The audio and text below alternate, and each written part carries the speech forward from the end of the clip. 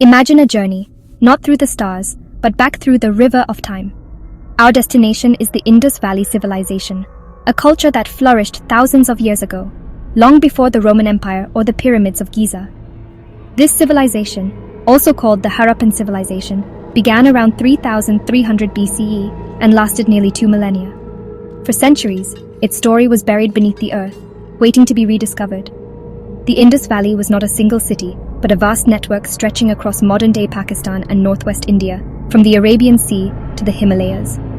It was one of the three great ancient civilizations, alongside Egypt and Mesopotamia, but remained hidden from history until the 1920s. The area it covered was larger than Egypt and Mesopotamia combined, a world teeming with people and innovation. The rivers provided fertile land, supporting a growing population and freeing people to become builders, artists, and thinkers. Systematic excavations revealed not just old pots and tools, but the remains of a highly organized urban culture. The discovery of the Indus Valley civilization changed our understanding of ancient history. It added a new star to the constellation of early human achievement. Today, we are still piecing together its story, one artifact at a time. Each discovery reveals more about a world that thrived so long ago. The Indus Valley's silent tale is finally being heard. Join us as we explore this lost world and its enduring legacy. The Indus Valley civilization story unfolds in 3 acts: early, mature, and late. The early Harappan period, beginning around 3300 BCE, saw small farming villages grow into larger settlements. People learned to work together, laying the foundations for the cities to come. The mature Harappan period, from 2600 to 1900 BCE, was the civilization's golden age. Cities like Harappa and Mohenjo-daro rose, marked by impressive organization, standardized weights, and far-reaching trade.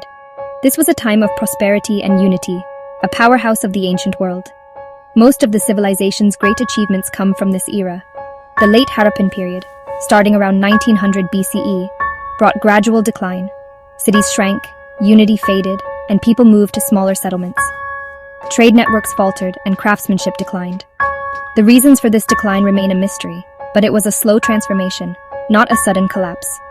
Understanding these 3 periods helps us appreciate the full life cycle of this ancient world. Civilizations, like stars, are born, shine brightly, and eventually fade, leaving echoes for us to discover. The Indus Valley's journey is a testament to the rise and fall of human achievement. Where did the Indus people build their world? Their cities were the heart of their civilization. Harappa and Mohenjo-daro, the twin capitals, are the most famous, vast, well-planned cities housing tens of thousands. Dholavira in Gujarat is renowned for its advanced water management, with massive reservoirs.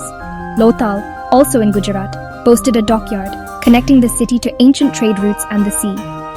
These cities were not isolated. The Indus civilization was a network of over 1,000 cities and towns. Their locations were strategic, along rivers and trade routes, the highways of the ancient world. Rivers provided water, fertile land, and transportation for goods and people. The cities were hubs of government, trade, and religion, connecting rural farmers with urban artisans and merchants.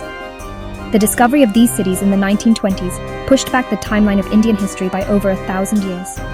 It proved that a highly advanced urban civilization existed in South Asia alongside Egypt and Mesopotamia.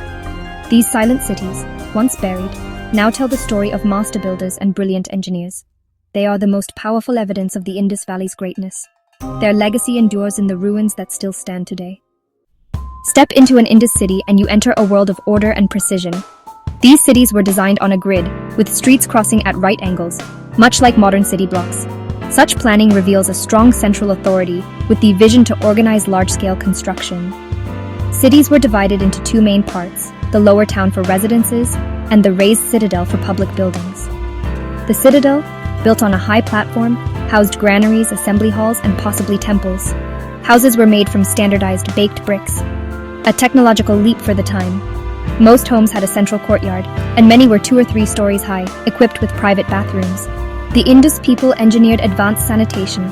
Wastewater flowed through covered drains into a citywide sewer system. This level of civic hygiene was unmatched in the ancient world. The Great Bath at Mohenjo-daro, a waterproof public pool, exemplifies their engineering skill. It was likely used for ritual bathing or public gatherings. These features show a society that valued cleanliness, order, and public health. The Indus people weren't just building cities, they were building a better way to live. Their urban planning set a standard for millennia to come. The genius of their design still inspires awe today. What did the Indus people make and use? Their homes were filled with practical tools and beautiful objects. They were master craftspeople, working with clay, copper, bronze, gold, and precious stones. Pottery was abundant, decorated with intricate designs used for storage, cooking, and serving. Metalworkers forged tools, weapons, and art, including the famous bronze dancing girl statue. Jewelry made from gold, silver, and semi-precious stones adorned many citizens. The iconic steatite seals, carved with animals and mysterious script, were used for trade and administration. Seals found in Mesopotamia prove the Indus people traded far and wide. They exported cotton textiles, beads, and timber, importing copper, gold, and lapis lazuli. Trade connected them to other great civilizations, exchanging goods and ideas. Their artifacts reveal a resourceful, skilled, and well-connected society. The Indus Valley was a hub of creativity and commerce. What was daily life like in the Indus cities? Society was highly organized, with many specialized jobs. Farming was the foundation. Wheat, barley, peas, and cotton grew in the fertile floodplains. The Indus people were among the first to cultivate cotton and domesticate animals for food and labor. City dwellers included builders, potters, metalworkers, jewelers, merchants, and traders. This specialization allowed for skill and efficiency, hallmarks of a complex society. The uniformity of bricks, city layouts, and weights suggests a strong, centralized authority. Yet, unlike Egypt or Mesopotamia, there are no grand palaces or royal tombs. Some believe priests or councils of elites governed, but the true rulers remain a mystery. Society appears relatively egalitarian. Houses were similar in design and equipped with water and drainage. Public works improved living standards for many. The Indus Valley was a world of skilled artisans, hardworking farmers, and savvy traders, united in a stable, prosperous society.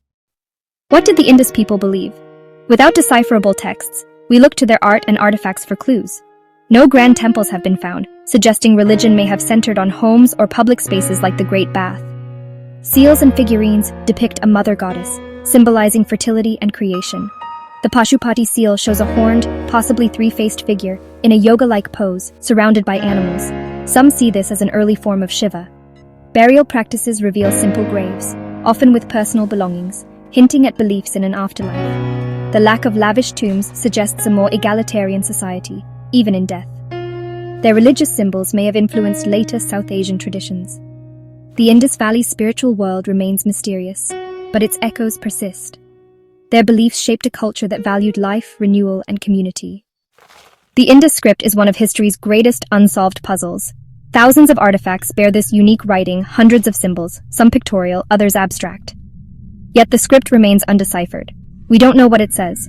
Most inscriptions are short, just a few symbols, usually on seals. No long texts or bilingual inscriptions have been found, making decoding difficult. Scholars believe the script was used for economic and administrative purposes, marking ownership, recording transactions. Seals likely acted as signatures or labels for goods and trade. The quest to decipher the script continues, with researchers using computers to search for patterns.